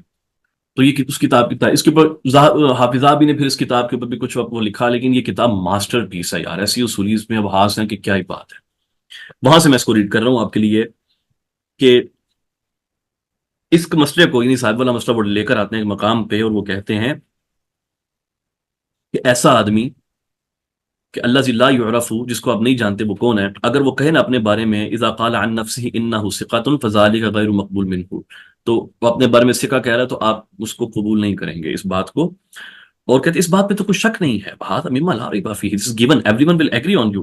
ہاں اگر وہ ایسا آدمی ہے جس کو تم نہیں پہچانتے، یعنی معروف نہیں ہے، اور وہ یہ دعویٰ کرے کہ میں نے نبی اکرم صلی اللہ علیہ وسلم کو دیکھا ہے، انہ نبی صلی اللہ علیہ وسلم، اس بارے میں اختلاف ہے، وعندی، میرے نزدیک حکم دیا، انہ لا يقبل منہ، اس سے یہ بات قبول نہیں کی جائے گی، منہ ذالک ولو قال التابعی عنہ ذالک، اگرچہ تابعی یہ بات اس سے روایت کر دے پکڑ کے کہ وہ ایسا، تابعی یعنی کہ اگرچہ تابعی اس کے بارے میں یہ قول کر دے کہ یہ ایسا ہے، یہ بات قبول نہیں کی جائے گی، کیونکہ یہ ممکن ہے کہ اس تابعی نے یہ بات کسی اور سے اخذ کی ہو، یا کہ وہ لکھ رہے ہیں ممکن ہے کہ انہوں نے یہ بات کہیں اور سے اخذ کی گئی ہو، ٹھیک ہے، اور اس کا نام نہیں لیا کہ انہوں نے یہ کس سے یہ بات اخذ کی ہے، اور یہ بھی ممکن ہے، کہ اس نے ڈائریکٹلی اسی سے اخذ کی ہو، دونوں پاسبلٹیز موجود ہیں۔ تو جبکہ تابعی جو ہے اگر ایسا اس نے صحابہ کو، میجر صحابہ کا زمانہ جو ہے نا نہیں پایا، تو اس پھر obviously یہ مسئلہ ہے، واللہ ذکر بلا ریب ان یقول ذلک عن اصحاب ادرک وذلک کل فی من لا یعرف، اوکے۔ اور ہاں اگر ایسا آدمی ہے کہ جس کی ہمیں عدالت کے بارے میں پتہ ہے، یعنی اس کی صحبت کے بارے میں تواتر سے مل گیا ہمیں، یا صحیح اخبار سے پتہ چل گیا جیسے مشہور صحابہ ہیں، تو اس کے متعلق پھر ہمارا کوئی کلام نہیں ہے، نہیں وہ بالکل ٹھیک ہے، وہ صحابی ثابت ہے۔ یہ مسئلہ اس طریقے سے۔ اس کے مقابلے میں جو پھر امام احمد بن حنبل وغیرہ نے جو اقوال دیے ہیں نا، وہ پھر فاؤنڈیشن بنے ہیں بعد میں حافظ بن حجر اسقلانی وغیرہ کے کلام کی۔ باقی جیسے انہوں نے کہا کہ احمد بن حنبل کہتے ہیں کہ ہر وہ شخص نے 1 سال، 1 ماہ، 1 دن، 1 گھڑی، یا صرف ایک مسلم کی چھوٹی سی ایک مرتبہ زیارت بھی کی ہو، وہ آپ کے اصحاب میں سے ہے، ٹھیک ہے، اس کو صحبت کا اتنا حصہ ملے جتنے اس نے صحبت جو آقا کی اختیار کی۔ ہاں بس یہ امام احمد بن حنبل کے اقوال میں سے بڑے طور پہ یہ چیز ہے۔ اور پھر امام بخاری نے بھی بعد میں اس کو جو ہے نا وہ اختیار کیا کہ جن صحابی کو، اس کی جو ہے نا تعریف کو، کہ جن نے آقا کریم صلی اللہ علیہ وسلم کی صحبت اختیار کی، یا آپ کو فقط ایک مرتبہ دیکھا، وہ آپ کے اصحاب میں سے ہے۔ لیکن امام بخاری نے صحبت کی اس قسم کو فردر کلیریفائی نہیں کیا کہ یہ خاص صحبت ہے، عام صحبت ہے، صحبت کی کون سی کیٹیگری ہے۔ تو یاد رکھیے گا کہ جو صحابہ کے اسماء کے اوپر جو کتب لکھی گئی ہیں نا، صحابہ کے اسماء کے اوپر، اس کے اندر ایسے روات کو، یعنی ویسے پہلے ذکر کیا، شامل کر دیا گیا کہ جن کے اوپر فقط یہ احتمال تھا کہ یہ صحابی ہو سکتا ہے، یا کتب روایت کے اندر کسی سے کوئی ایسی روایت آ گئی کہ جو نبی اکرم صلی اللہ علیہ وسلم سے روایت کر رہا تھا، اس کو بھی انہوں نے اپنے جو صحابہ کی جو بایوگرافیز ہیں اس کے اندر اس کو ایڈ کر دیا، بالکل ویسے ہی جیسے ثقات کی کتب جو لکھی ہیں، ابن حبان کی ثقات آپ مثلاً دیکھ لیں، کہ جس کے اندر یہ احتمال بھی ہوتا ہے نا کہ یہ بندہ ثقہ ہے، تو اس کو وہاں پر لکھ دیتے ہیں صرف احتمال کی وجہ سے۔ یہاں پر ایک خاص نقطہ اور میں بیان کرتا ہوں اس مقام پہ، یہ ممکن ہے کہ تابعی جب کسی سے روایت کرے تو یہ ضروری نہیں ہوتا کہ وہ آدمی صحابی ہی ہو، جو 1 یا 2 تابعین بھی کسی سے روایت کر رہے ہیں، بلکہ اس میں یہ احتمال برقرار رہتا ہے کہ وہ غرابت کے لیے روایت کر رہے ہیں، اسٹرین، مطلب یہ کیا عجیب سی ایک نریشن اس آدمی سے آتی ہے، it is very much possible کہ یہ معاملہ بھی ہو۔ اب مثال کے طور پہ کوئی ایسا کوئی آدمی ہے کہ جس کو صرف روایت کے سبب سے کتب صحابہ میں مینشن کر دیا گیا ہو، جبکہ وہ صحابی نہیں ہے، تو اس کی میں ایک مثال آپ کو دیتا ہوں۔ کثیر بن قیس اس کا نام ہے، کثیر بن قیس، اور اس کو قیس بن کثیر شامی بھی کہا گیا ہے، قیس بن کثیر الشامی۔ یہ حضرت ابو درداء رضی اللہ تعالیٰ سے روایت کرتا ہے، علم کی فضیلت میں ایک حدیث نقل کرتا ہے۔ ٹھیک ہے. تو ابن قانے کو وہم ہوا اس کو لے کر اپنی موجم صحابہ کے اندر. اور وہ اس کی وجہ سے کیسے کہ اصل جو روایت تھی وہ اس کے نام کے ساتھ تھی، ان ابی الدرداء عن نبی صلی اللہ علیہ وسلم. ایک روایت ایسی آتی ہے، یعنی وہ جو وہم ہے، کہ اس میں نا ابو درداء کا نام نہیں ہے. یہ ڈائریکٹلی بن جاتا ہے کہ یہ بندہ جیسے کہہ رہا ہے کہ ان نبی صلی اللہ علیہ وآلہ وسلم. ٹھیک. تو اس وجہ سے انہوں نے اس کو صحابہ میں لکھ دیا اس وجہ سے. اور کتنی ایسی صحابہ پر کتب لکھی گئی ہیں کہ وہاں پر ایز اٹ از کو کاپی کیا گیا صحابی سمجھ کے کہ یہ صحابی ہے. صرف آپ کو ایک ایگزامپل دی ہے میں نے. اس طرح کا معاملہ پیش آیا ہے. تو جو ہمارا جو صحابہ سے متعلق جو لٹریچر ہے نا، شیعہ سنی کی بحث سے ہٹ کر میرے وہ نہیں ہے دل میں اس وقت وہ چیز نہیں ہے. آقا کی حدیث کے لیے یہ ریکوائرمنٹ ہے اس لٹریچر کو ریویو کیا جائے. الاصابہ کے بعد، حافظ ابن حجر کی الاصابہ کے بعد کوئی سیریس لیول کا کام اس مسئلے پر ہمیں نظر نہیں آتا. اللہ رسولہ اعلم. تو اس لیے یہ جو یہاں پر ڈسکشن ہے نا، یہ پیورلی وہ ہے جو محدثین کے ہاں جو تھیوریٹیکل چلتی ہے، اس کے اندر جو لوپ ہولز ہیں، جو مسئلے مسائل ہیں، وہ یہ ہیں. یہ پیورلی ایکڈیمک ڈسکشن تھی. لیکن اس کو اتنا انہوں نے سینسٹیو بنا دیا ہے کہ اب کوئی آدمی اس کے اوپر سیریس اٹیمپٹ کرے گا تو وہ بھی کام سے جائے گا. نہیں تو اس اعتبار سے صحابہ کے طبقات کی ڈویژن دوبارہ ہونی چاہیے کہ کس کس کی صحابیت تواتر کے ساتھ پہنچی ہے، کس کی صحابیت مشہور طریق سے پہنچی ہے، کس کی صحابیت ہمیں دیگر صحابہ کے کلام سے پہنچی ہے کہ انہوں نے کہا کہ یہ صحابی ہے، اور کس کی صحابیت ایسی ہے کہ جو آدمی پہلے عادل پروون تھا، اس کی عادت تھی، اس نے کہا کہ میں صحابی ہوں. وہ کون ہے کہ جنہوں نے دعویٰ تو کیا کہ میں صحابی ہوں لیکن اس کو مانا نہیں گیا. اب آپ کہیں گے گوسا تو Ratan Hindi, how about that? نستور رتن ہندی، اس نے بھی تو کہا تھا نا میں صحابی ہوں. محدثین نے رگڑ نہیں دیا پکڑ کے اس کو. زہابی تو رسالہ لکھا تھا الگ اس کے اوپر. زہابی ہو گئے، بامثل، ہر بندے نے لکھا ہے اس کے بارے میں. تو اس کا مطلب ہے کہ آپ جب چیلنج کر سکتے ہیں کہ کوئی آدمی کہے کہ میں صحابی ہوں، چیلنج کر سکتے ہیں اس کی بات کو، تو ڈو اٹ. پورا لٹریچر لے کر آئے نا. آپ کو کس سے ڈر لگ رہا ہے؟ کیا مسئلہ ہے؟ پھر آپ دیکھیں کہ سبحان اللہ کہ جو طبقات بنتے ہیں، اس کے علاوہ بھی جو بنتے ہیں طبقات، روایت حدیث کے اعتبار سے بھی طبقات بنتے ہیں. پھر وہ جو فتح مکہ سے جو پہلے اسلام جو ہے نا لے کر آئے، ان کے طبقات الگ بنتے ہیں. کیوں بنتے ہیں الگ جی؟ کیونکہ اللہ نے کہا لا یستوی منکم من انفق من قبل الفتح وقاتل، اس لیے بنتے ہیں. ٹھیک ہے. حاکم نشا پوری بھی طبقات کا ذکر کرتا ہے کہ کس کس طرح طبقات بنائے جاتے ہیں. اس طرح سے چیزوں کو جو ہے نا وہ دیکھنے کی ضرورت ہے. Ibn Hajar did something like this کہ جن کی پروون ہے اس کو الگ کیا ہے، جن کی ڈاؤٹ فل ہے ان کو الگ کیا ہے، لیکن اس کو مزید ایکسپینڈ کرنے کی ضرورت ہے. ہمارے پاس لٹریچر بھی زیادہ موجود ہے، کنٹینٹ جلدی بھی ہمارے پاس آ جاتا ہے، تو یہ کام کرنے والا ہے اس باب میں. اوکے. تو آئی ہوپ کہ بہت سارے جو سوالات ہیں آپ کو ان کا جواب جو ہے نا آج ملا ہوگا کہ چیزوں کو جو ہے نا وہ کیسے دیکھنا ہے.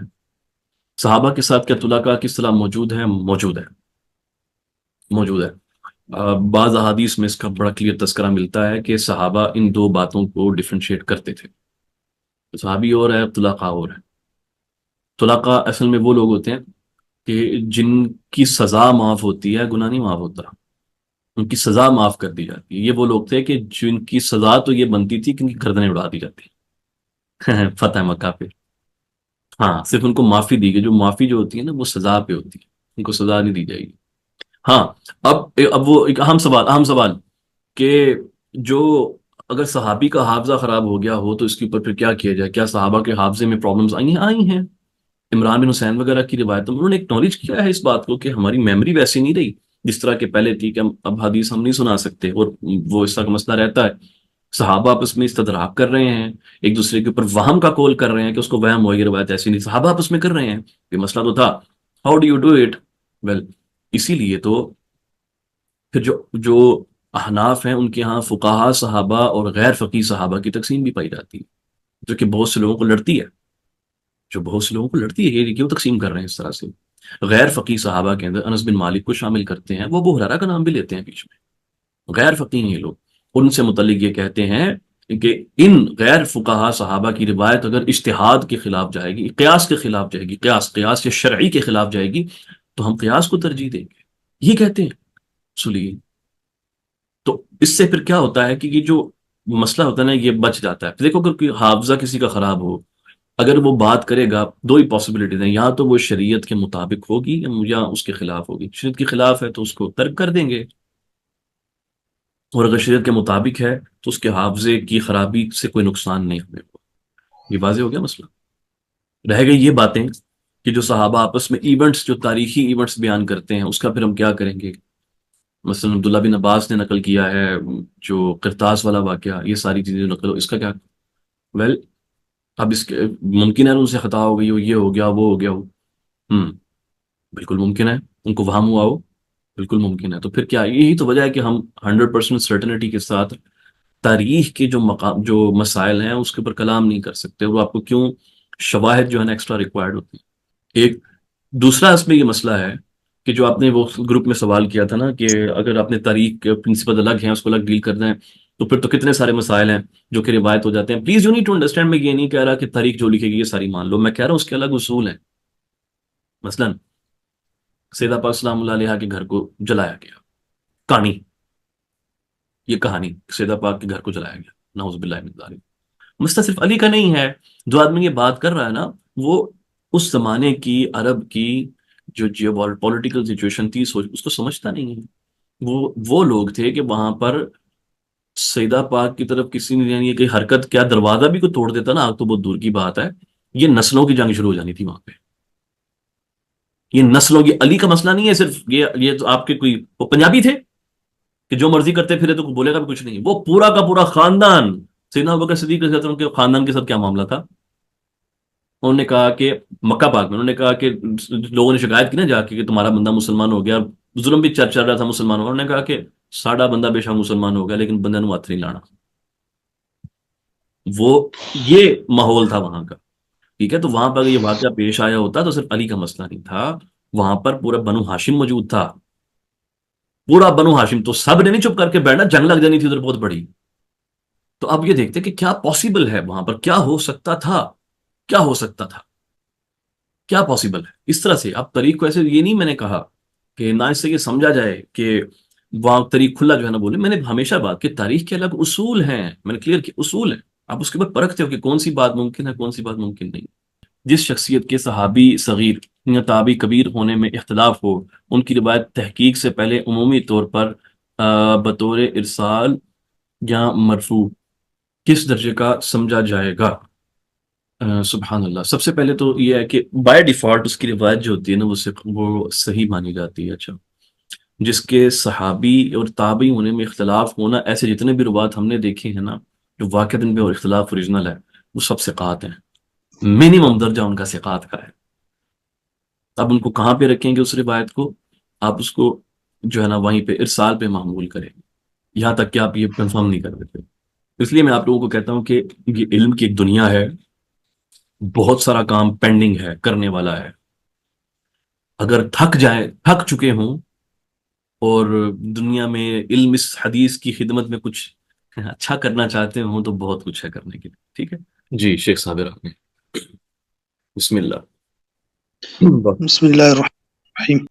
لما كان هذا المختصر شاملا لجميع أنواع الحديث استردت منه إلى تعريف الصحابي من هو، فقلت هو من لقي النبي مؤمنا به ومات على الإسلام ولو تخللت ردة في الأصح. جی جاری رکھیے۔ والمراد باللقاء ما هو أعم من المجالسة والمماشاة ووصول أحدهما الآخر وإن لم يكالمه، ويدخل في رؤية أحدهما الآخر سواء كان ذلك بنفسه أم بغيره. والتعبير باللقي أولى من قول بعضهم الصحابي من رأى النبي صلى الله عليه وسلم لأنه يخرج ابن أم مكتوم ونحوه من العميان وهم صحابة بلا تردد. واللقي في هذا التعريف كالجنس، وقول مؤمنا به كالفصل يخرج من حصل له اللقاء المذكور لكن في حال كونه كافرا. وقولي به فصل ثان يخرج من لقيه مؤمنا لكن بغيره من الأنبياء. لكن هل يخرج من لقيه مؤمنا بأنه سيبعث ولم يدرك البعثة فيه نظر. وقولي ومات على الإسلام فصل ثالث يخرج من ارتد بعد أن لقيه مؤمنا ومات على الردة كعبيد الله بن جحش وابن خطل. وقولي ولو تخللت ردة أي بين لقيه له مؤمنا به وبين موت الإسلام فإن اسم الصحبة باق له سواء رجع الإسلام في حياته صلى الله عليه وسلم أم بعده سواء لقيه ثانيا أم لا. بس یہاں رک جائے ذرا، آپ یہاں پر رک لیں. ایک عام آدمی جو ہے اگر وہ مرتد ہو جائے وہ تو سیدھا سیدھا جو ہے نا آپ اس کو پھانسی پہ چڑھاتے ہیں، لیکن سم ہاؤ اس یہاں پر معاملہ ایسا ہے کہ اگر اس کیٹیگری کے لوگ مرتد ہو جائیں اور چلو پھر وہ اسلام قبول کر لیں تو آپ ان سے وہ جو ایک رتبہ ہے صحابیت کا وہ ختم نہیں کرتے. اس کی دلیل سمجھ نہیں ہے آج تک ہمیں، اس بات کی کیا دلیل ہے؟ اگر تو صحابیت کوئی ایسی چیز ہے، یعنی کہ اسلام کوئی ایک انسان لے کر آتا ہے، قبول کرتا ہے اسلام کو اور پھر وہ مرتد ہوتا ہے، تو اس کے ساتھ یہ چیز بالکل کلیئر ہے کہ اس کے سارے اعمال ضائع ہو جاتے ہیں، سارے اعمال ضائع ہو جاتے ہیں. اور اس کو نئے سرے سے اگر وہ دوبارہ اسلام قبول کرتا ہے تو it's like he has to start from zero. یہ تو وہ ہے جو ہمیں سمجھ ہے. ہاں اگر یہ علماء جو اس بات کے ساتھ جاتے ہیں اگر یہ کلیم کرتے ہیں کہ انسان اگر مرتد ہو جائے اور پھر دوبارہ مسلمان ہو تو ارتداد کے زمانے سے قبل اس نے جو نمازیں، روزیں، عبادات، اذکار کیے تھے وہ قبول ہیں، مرتد ہونے سے وہ ضائع نہیں. تو پھر یہ بات بھی سمجھ آتی ہے کہ اس کی صحابیت بھی برقرار رہے. اگر سب کچھ ضائع ہے اور صرف ایک یہ چیز ہے جو برقرار ہے تو ہمیں تو یہی سمجھ آتی ہے کہ یہ ایک پولیٹیکل سٹینس ہے. ٹھیک ہے نا، یہ ایک سیاسی نظریہ ہے، علمی نظریے سے زیادہ ہمیں تو یہ سمجھ آتا ہے کہ جو یہ دیا گیا اس مقام پہ اس کی کوئی علمی بنیاد نہیں ہے. بعض لوگ جو صحابی کو ایسے ڈیفائن کرتے ہیں کہ یہ بھی ہم نے سنا ہے، غلو میں کہوں گا اس چیز کو، غلطی بھی ہو سکتے ہیں ہم لوگ، لیکن جو سمجھ آئی وہ بتا رہا ہوں کہ وہ دیکھ کر مسلمان نہیں ہوا ہوتا بلکہ آقا کریم صلی اللہ علیہ وسلم نے اپنی نگاہ سے اس کو اپنی صحابیت عطا کی ہوتی ہے. اب ایک لمحے کے لیے یہ بات لے لیں تو اپنی نگاہ سے اگر صحابیت آپ نے عطا فرمائی ہے، وہ مرتد ہو گیا، آقا کا وصال ہو گیا، اب جب وہ دوبارہ مسلمان ہو رہا ہے تو اب تو آقا کریم صلی اللہ علیہ وسلم کی وہ جو نظر کرم تھی وہ تو اس طریقے سے اس پر نہیں پڑی ابھی دوبارہ اسلام لانے کے بعد. تو یہ صحابیت کیوں برقرار ہے؟ اگر تو اس کے اوپر کوئی عقلی نقلی دلیل موجود ہو جو واقعی دلیل ہو ہمیں مان لینے میں کوئی حرج نہیں ہے. ہم علم کے پابند ہیں، شریعت کے پابند ہیں، ہم جو ہے نا مسلکوں کے پابند نہیں ہیں، سیدھی سی بات ہے. لیکن it really doesn't make any sense کہ انسان مرتد ہو کے واپس بھی آ جائے اور آقا کریم صلی اللہ علیہ وسلم کا وصال بھی ہو چکا ہے، اب پھر بھی یہ ڈکلیئر کر رہے ہیں کہ وہ آدمی جو ہے وہ صحابیت کے مقام پر جو ہے نا وہ ابھی بھی فائز ہے. تو یعنی صحابیت آپ نے ایک ایسی ایک کیٹیگری بنائی ہے کہ وہ جتنا مرضی ارتداد کرتے رہیں، کوئی ان میں سے کرتا رہے، ارتداد کرے، ایک دو تین مرتبہ، دو مرتبہ بھی ارتداد ویسے بھی واقعہ بھی موجود ہے، اس کو کوئی فرق نہیں پڑتا. لیکن سم ہاؤ اگر امت اس طرح کی کوئی حرکت کرتی ہے وہ بہت اس کے معاملات جو ہے نا وہ بڑے امتی کے لیے خراب ہو جاتے ہیں. تو یہ جو ساری ڈسکشن ہے یہ میں سمجھتا ہوں کہ یہ وہ ویکسٹ پوائنٹ ہے، یہ وہ ویکسٹ پوائنٹ ہے جو محدثین کے ہاں ہمیں نظر آتے ہیں. احناف نے اس کے اوپر یقینی طور پہ اختلاف کیا ہے. امام کا موقف اس بارے میں یہ ہے کہ وہ صحابی نہیں رہے گا. یہ عقلی بات ہے جو آپ کو بیان کرتی ہے، عقلی بات ہے. جہاں تک جذباتی باتیں ہیں کہ آپ جس کو مرضی صحابی بناتے پھریں تو پھر بھائی جس نے آقا کا زمانہ پا لیا ہے اس کو ہی بناتے صحابی.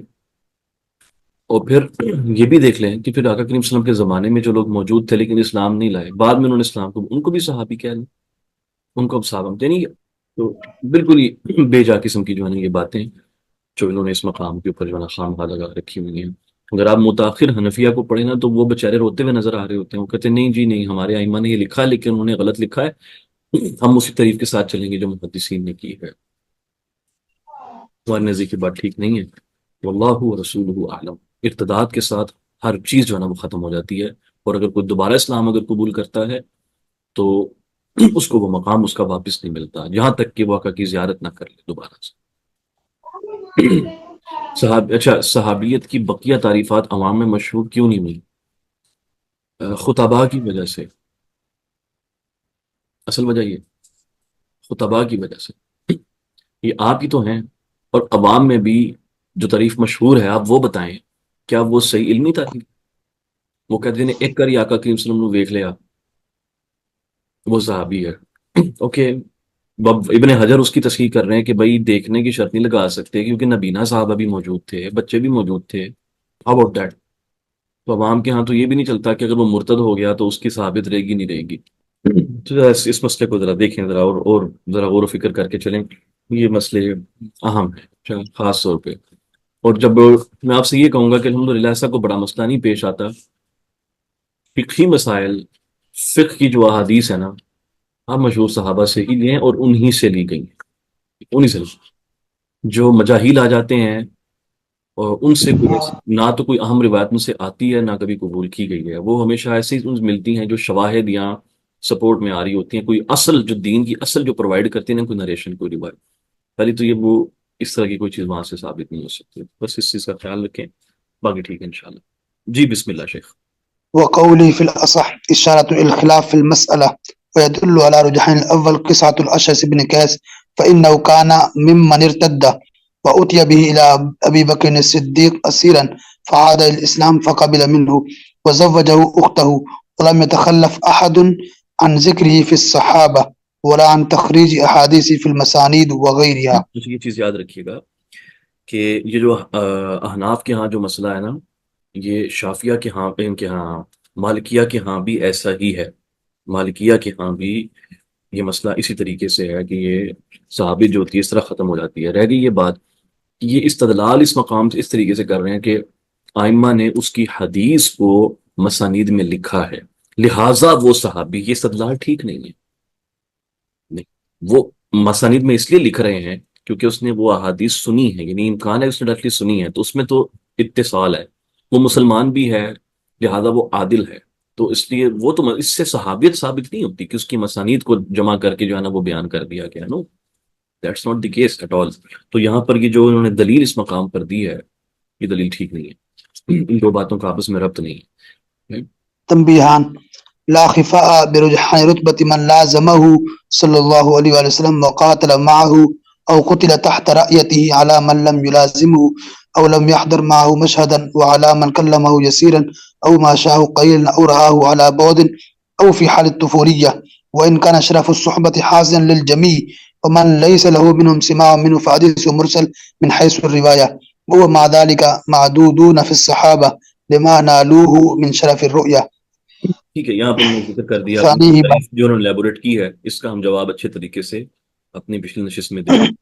ثانيهما يعرف كونه صحابيا بالتواتر أو الاستفاضة أو الشهرة أو إخبار بعض الصحابة أو بعض ثقات التابعين أو بإخبار عن نفسه بأنه صحابي إذا كانت دعواه ذلك تدخل تحت الإمكان، وقد استشكل هذا الأخير جماعة من حيث إن دعواه ذلك نظير دعوى من قال أنا عدل ويحتاج إلى تأمل۔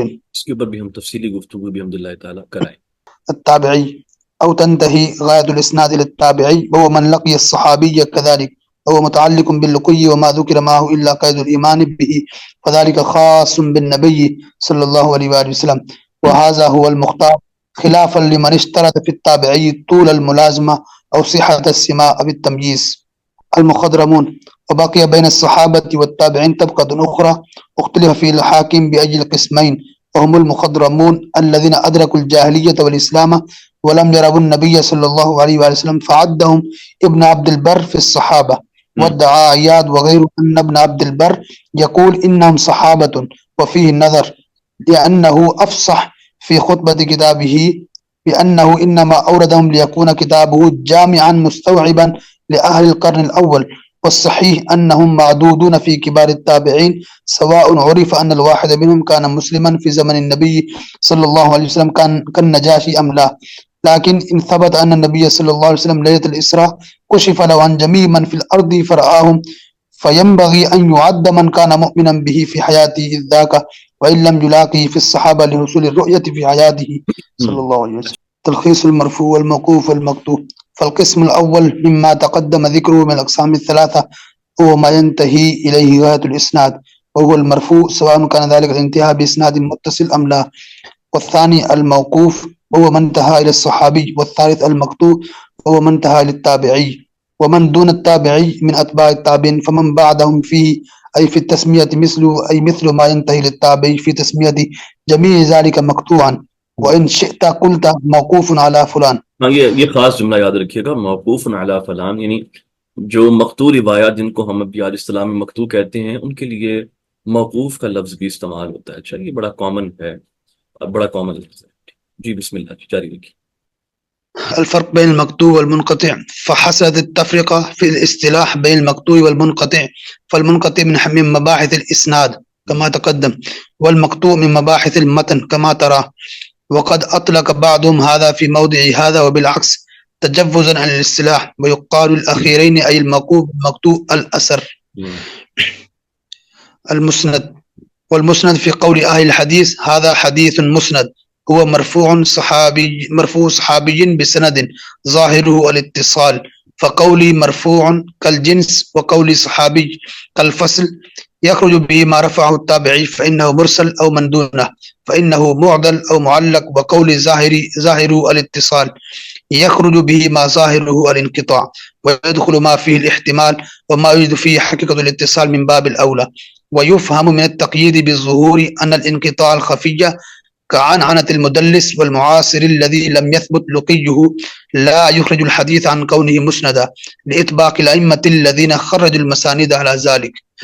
وهذا التعريف موافق لقول الحاكم المسند ما رواه المحدث عن شيخ يظهر سماعه منه وكذا الشيخ عن شيخ متصل إلى صحابي إلى رسول الله صلى الله عليه وسلم. وأما الخطيب فقال المسند المتصل. فعلى هذا الموقوف إذا جاء بسند متصل يسمى عنده مسندا لكن قال إن ذلك قد يأتي لكن بقلة. وأبعد ابن عبد البر حيث قال المسند المرفوع ولم يتعرض للإسناد فإنه يصدق على المرسل والمعدل والمنقطع إذا كان المتن مرفوعا ولا قائل به. اوکے، اس میں کوئی بہت زیادہ کوئی ڈیپتھ میں جانے کی ابھی اس مقام پہ ضرورت نہیں ہے. جی بسم اللہ، جاری رکھیے. عالی اور نازل کی جو ہے اس مقام پر گفتگو جو ہے نا وہ ہو رہی ہے اور جو شروع ہونے لگی ہے. عالی سند سے مراد یہی ہوتی ہے کہ آپ کے اور آقا کریم صلی اللہ علیہ وآلہ وسلم کے درمیان یا پھر کسی امام حدیث کے درمیان کم سے کم واسطوں کا ہونا، اس کو عالی کہا جاتا ہے. یہ عالی سند ہے. اور واسطے جتنے زیادہ بڑھتے چلے جا رہے ہوتے ہیں اس کو نازل کہتے ہیں. یہ بات بالکل کلیئر رہے کہ وہ نازل سند جو حفاظ کی ہوتی ہے وہ اس عالی سند سے بدرجہ بہتر ہے جو مجاہیل کی یا ضعفاء کی ہوتی ہے. عالی سند حاصل کرنے کے لیے لوگوں نے بڑی بڑی محنتیں کی ہیں، بڑے بڑے اسفار کیے ہیں اور اس کے ساتھ ساتھ بہت سی موضوع روایتیں بھی اس باب میں جو ہے نا وہ پھر سامنے آتی ہیں کہ لوگوں نے عالی سندوں کو گھڑنے کی کوشش کی ہے، ٹھیک ہے. اور اس کے اندر پھر کچھ جنات کا نام بھی آ جاتا ہے کہ جنات تک کو بیچ میں انکلوڈ کر کے ان کا نام دے کے بھی کیونکہ اس سے پھر یہ ہوتا ہے کہ آپ کہتے ہو بھائی میں نے ڈائریکٹلی صحابی جن سے روایت سنی ہے اور ان کی عمریں ویسے ہی ہزار سال چل رہی ہوتی. یہ معاملے بھی جو ہے نا وہ پیش آ جاتے ہیں. ٹھیک ہے، تو اب ہم یہ جو عالی اسانید والا جو معاملہ ہے اس کو محدثین نے بڑی اہمیت دی ہے، خاص طور پہ جو بعد کے جو محدثین ہیں انہوں نے اس کے اوپر باقاعدہ اپنی کتب جو ہیں وہ تالیف کی ہیں اور اس کے اندر اپنی عالی اسانید کو جمع کیا ہے. بسم اللہ شیخ صابر. العالی فإن قل عدده أي عدد رجال السند فإما أن ينتهي إلى النبي صلى الله عليه وسلم بذلك العدد القليل بالنسبة إلى سند آخر يرد به ذلك الحديث بعينه بعدد كثير أو ينتهي إلى إمام من أئمة الحديث ذي صفة عالية كالحفظ والفقه والضبط والتصنيف وغير ذلك من الصفات المقتضية للترجيح كالشعبة ومالك والثوري والشافعي والبخاري ومسلم ونحوهم. العلو المطلق فالأول وهو ما ينتهي إلى النبي صلى الله عليه وسلم العلو المطلق، فإن اتفق أن يكون سنده صحيا كان غاية القصوى، وإلا فقصورة العلو فيه موجودة ما لم يكن موضوعا فهو كالعدم. صح. العلو النسبي. والثاني العلو النسبي، وهو ما يقل العدد فيه إلى ذلك الإمام ولو كان العدد من ذلك الإمام إلى منتهاه كثيرا، وقد عزمت رغبة المتأخرين فيه حتى غلب ذلك على كثير منهم بحيث أهملوا الاشتغال بما هو أهم منه، وإنما كان العلو مرغوبا فيه لكون أقرب إلى الصحة وقلة الخطأ، لأنه ما من راو من رجال الإسناد إلا والخطأ جائز عليه، فكلما كثرت الوسائد وطال السند كثرت مظان التجويز، وكلما قلت فإن كان في النزول مزية ليست في العلو، كأن تكون رجاله أوثق منه أو أحفظ أو أفقه أو اتصال فيه أظهر، فلا تردد أن النزول حينئذ أولى. وأما من رجح النزول مطلقا واحتج بأن كثرة البحث تقتضي المشقة فيعظم الأجر، فذلك ترجيح بأمر أجنبي عما يتعلق بالتصحيح والتضعيف. بارك الله فيكم. یہاں پر روکیے گا ذرا. الموافقة. وفيه أي العلو النسبي الموافقة، وهي الوصول إلى شيخ أحد المصنفين من غير طريقه، أي الطريق الذي تصل إلى ذلك المصنفين المعين. مثاله روى البخاري عن قتيبة عن مالك حديثا فلو رويناه من طريقه كان بيننا وبين قتيبة 8، ولو روينا ذلك الحديث بعينه من طريق أبي العباس السراج عن قتيبة مثلا لكان بيننا وبين قتيبة فيه 7، فقد حصل لنا الموافقة مع البخاري في شيخه بعينه مع علو الإسناد فيه. البدل. وفيه أي العلو النسبي البدل، وهو الوصول إلى شيخه كذلك، كأن يقع لنا ذلك الإسناد بعينه من طريق أخرى إلى القعنبي عن مالك فيكون القعنبي بدلا فيه من قتيبة. وأكثر ما يعتبرون الموافقة والبدل إذا قارن العلو، وإلا فاسم الموافقة والبدل واقع بدونه. المساواة. وفيه أي العلو النسبي المساواة، وهي استيفاء عدد الإسناد من الراوي إلى آخره، أي الإسناد مع إسناد أحد المصنفين، كأن يروي النسائي مثلا حديثا يقع بينه وبين النبي صلى الله عليه وسلم فيه 11 نفسا، فيقع لنا ذلك الحديث بعينه بإسناد آخر إلى النبي صلى الله عليه وسلم يقع بينه وبين النبي صلى الله عليه وسلم 11 نفسا، فنساوي النسائي من حيث العدد مع قطع النظر عن ملاحظة ذلك الإسناد الخاص. المصافحة. وفيه أي العلو النسبي أيضا المصافحة، وهي الاستواء مع تلميذ ذلك المصنف على الوجه المشروح أولا، وسميت مصافحة لأن العادة جرت في الغالب بالمصافحة بين من تلاقيا، ونحن في هذه الصورة كأننا لقينا النسائي فكأننا صافحناه. اچھا اب یہ جو چیزیں النزول اس کو پڑھنے کے لیے والنازل. مصافحہ اور یہ ويقابل العلو بأقسامه المذكورة النزول، فيكون كل قسم من أقسام العلو يقابله قسم من أقسام النزول، خلافا لما زعم أن العلو. بارک اللہ فیک.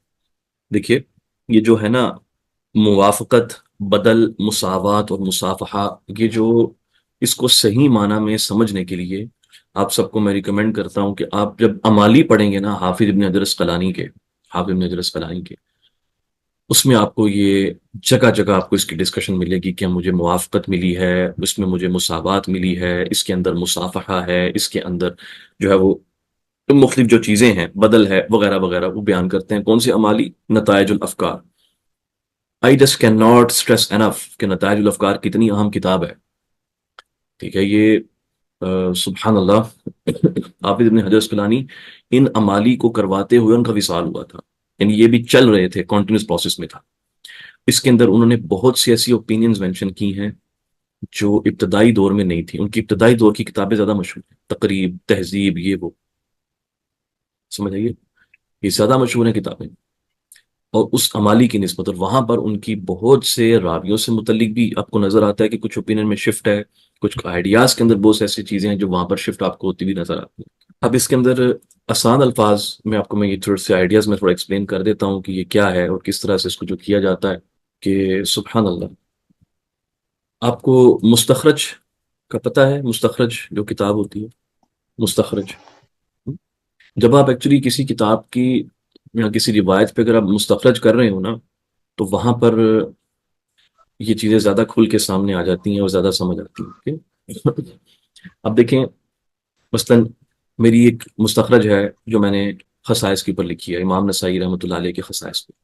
اب اس کے اندر وہ احادیث جو امام نسائی رحمۃ اللہ علیہ جو انہوں نے نقل کی ہیں، میں وہی حدیث نقل کر رہا ہوں، لیکن وہ سند نسائی کی نہیں ہے، بلکہ وہ نسائی کے کسی شیخ یا شیخ کے شیخ اس طرح سے جا کے وہ سند ملتی ہے اوپر. آپ کو یہ نظر آ رہا ہے؟ جی اوکے. المستخرج علی خصائص. مثال کے طور پہ اب یہ جو پہلی حدیث ہے اس کی، اخبرنا محمد بن مسنہ قال حدثنا عبد الرحمن بن مہدی قال حدثنا شعبہ. اب اس کو جب میں نے نقل کیا ہے اس روایت کو، تو دیکھیں کہ میں اس کو کہاں سے لے کر گیا ہوں. یہاں پر عبد الرحمن بن مہدی ہیں، اور میں دوسری سند لے کر آیا ہوں کہ جہاں پر علی بن جاد اسی روایت کو بیان کرنے میں مطابقت کر رہے ہیں عبد الرحمن بن مہدی کی. بالکل ڈفرینٹ سند ہے، اس میں نسائی کا نام نہیں ہے، اور اوپر جا کے اس کو میں نے کنیکٹ کیا. تو یہ روایت اس کے اوپر استخراج ہے، یہ مستخرج ہے جو اس مقام پر ہوئی ہے. اب اگر جب اتنی چیز سمجھ آ گئی، ٹھیک ہے، اس کے اندر اس کا معاملہ ہوتا کیا ہے، ٹھیک ہے. اب اس میں اگلی چیز جو سمجھنے والی ہے وہ یہ ہے کہ فرض کریں میرے پاس نسائی کی جو سند ہے، ہائیسٹ چین جو میرے پاس موجود ہے، اس میں میرے اور نسائی کے درمیان 20 واسطے ہیں، مان لیں 20 واسطے. ٹھیک ہے. اب اگر میرے پاس ایک ایسی حدیث ہے جو نسائی نقل کر رہے ہیں، نسائی نقل کر رہے ہیں، اب جب میں نسائی کے طریق سے روایت کروں گا تو مجھے نسائی تک پہنچنے کے لیے 20 واسطے ریکوائرڈ ہیں. پھر نسائی کے اوپر مان لیں کہ 4 واسطے اور ہوں، تو پھر مجھے وہ اس طرح سے 24 کی ضرورت پڑ جائے گی. 24-25 ہو جائے گی، کیونکہ نسائی کو ملا کے 25. واٹ اف میرے پاس وہی حدیث موجود ہے اور میرے پاس دوسری کتاب کی سند سے وہ آ رہی ہے، اور وہ کون سی کتاب؟ فار ایگزامپل طبرانی کے معجم سے میں لا رہا ہوں اس سند کو، طبرانی کے معجم سے اور میرے اور اس راوی کے درمیان، یعنی اب اگر جب میں اس کو اس سند سے لے کر جا رہا ہوں، تو ٹوٹل جو میرے راوی بنیں گے، ٹوٹل نمبر آف نریٹر، وہ 25 کی بجائے لٹ سے 24 بن رہے ہیں. ایک راوی کم ہو گیا. اس کا مطلب یہ ہے کہ مجھے جو میری سند امام نسائی تک ہیں، اس سے مجھے ایک درجہ علو اس مقام پر حاصل ہوا ہے. اور اگر اسی طرح سے برابر ہو جائیں، مساوات اس کو کہا جاتا ہے. تو یہ ایکچولی جو ہے نا، اس طرح سے اس کو کاؤنٹ کیا جاتا ہے. اگر اس کے تلمیذ سے اگر آپ مل لیں، یعنی کہ آپ برابر ہو جاتا ہے، آپ اس کو مصافحہ کہتے ہیں، مصافحہ بولتے ہیں. تو یہ اس کی ایکچوئل میں جو آپ کہیں گے نا کہ جو اپلیکیشن نظر آتی ہے نا ان ڈسکشنز کی، موافقہ، یہ ساری یہ وہ چیزیں ہیں جو بعد میں حفاظ کے ہاں رائج ہوئی ہیں، جو امالی وغیرہ کرواتے تھے زیادہ ان کے ہاں. ارلی لٹریچر میں آپ کو اس سے متعلقہ کوئی نہ زیادہ بحث ملتی ہے، نہ کوئی اس کی ایسا کچھ ضرورت جو ہے نا وہ آپ کو پیش آتی ہے. بٹ آئی ہوپ کہ اس کا آئیڈیا جو ہے نا وہ میں نے آپ کو کنوے کر دیا ہے کہ وہ کیا ہوتا ہے. مستخرج جو تھی یہ پہلے آئمہ لکھ رہے تھے، اس کے بعد مستخرج کا جو کام ہے یہ کافی عرصہ رکا رہا. پھر حافظ زیان الدین عراقی نے مستخرج شروع کی. ان کی مستخرج ہے، مکمل نہیں کر پایا، ان کا وصال ہو گیا تھا. مستدرک کے اوپر ہے، مستدرک علی الصحیحین کے اوپر ان کی مستخرج ہے. پھر اس کے بعد ایک عرصے تک پھر کام نہیں ہوا مستخرجات کے اوپر. حافظ غماری رحمۃ اللہ علیہ نے مستخرجات لکھی ہیں. انہوں نے شمال ترمذی کے اوپر بھی مستخرج لکھی ہے، اور جو مسند الشہاب ہے اس کے اوپر بھی ان کی مستخرج موجود ہے. تو ایک طرح سے اس علم کو ریوائول ملا ہے ان کے ہاتھوں سے، مستخرج کا جو علم تھا اس کو ریوائول ملا ہے. تو الحمدللہ فقیر کی بھی ایک مستخرج جیسے آپ نے دیکھی ہے، جو خصائص علی علیہ السلام کے اوپر جو ہے نا وہ فقیر نے لکھی ہے. بارک اللہ فیکم. انشاءاللہ پھر ملاقات کرتے ہیں جی مزید. السلام علیکم ورحمۃ اللہ وبرکاتہ.